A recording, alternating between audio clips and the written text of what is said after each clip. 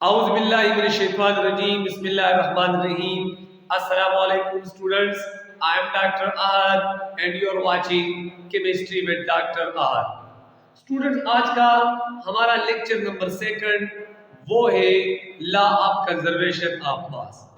ہم اسی لیکچر میں لا آف کنزرویشن آف ماس کی جو ڈیفینیشن ہے وہ کروائیں گے اور ساتھ ہی ہم ایگزامپل دیں گے کہ لا of conservation of mass obey ہوتا ہے، اپلائی ہوتا ہے کہ نہیں ہوتا.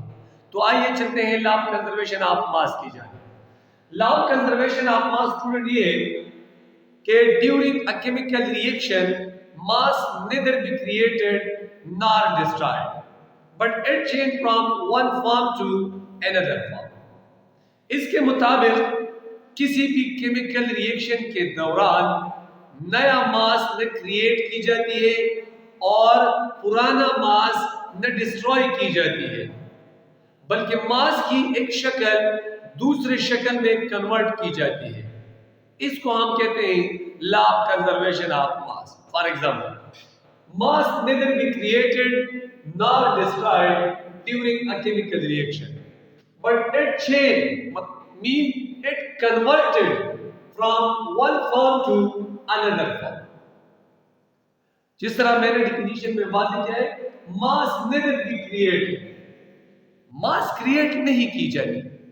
جس طرح ہمارے ساتھ فرض کریں لکڑی ہے، تو لکڑی کو جب ہم جلاتے ہیں تو اس کے جلانے سے لکڑی کی وجود ایک شکل سے دوسری شکل میں کنورٹ ہو جاتی ہے، جس کو ہم راک کہتے ہیں یا جس کو ہم کول کہتے ہیں، اس میں کنورٹ کی جاتی ہے.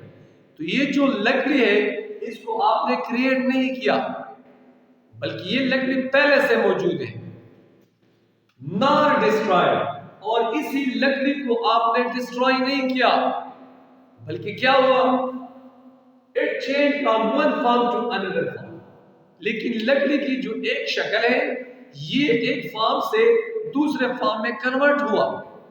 تو اس کا مطلب یہ ہے کہ کسی بھی کیمیکل ریئیکشن کے دوران، چونکہ ہم کیمسٹری کی بات کرتے ہیں کہ کسی بھی کیمیکل ریئیکشن کے دوران ریئیکٹنٹس میں ایٹمز کی جتنی تعداد ہوگی، جتنی نمبرز ہوگی، وہ نمبر پروڈکٹ میں موجود ایٹمز کے نمبر کے برابر ہوگی. So the total number of atoms in a reactants always will be equal to the total number of atoms in a product. This is called law of conservation of matter or law of conservation of mass. اگر ہم دوسرا statement دیں گے، explanation میں ہم کروائیں گے کہ mass of reactant always remain constant to the mass of product during a chemical reaction. reactants میں ایٹمز کی جتنی ماس ہوتی ہے وہ ماس پروڈکٹ میں موجود ایٹمز کی ماس کے برابر ہوگی، اور یہ جو ماس ہے یہ ہمیشہ مستقل ہوتی ہے. جس طرح فار ایگزامپل فرض کریں ہائیڈروجن آکسیجن آپس میں مل کر H2O بناتے ہیں. تو اب اگر آپ دیکھیں on the basis of mass، جس طرح میں نے پہلے کہ mass neither created nor destroyed، یہاں پر ہائیڈروجن کی ماس ہے 4 گرام اور آکسیجن کی ماس ہے 32 gram. So 4 plus 32 is equal to 36 gram.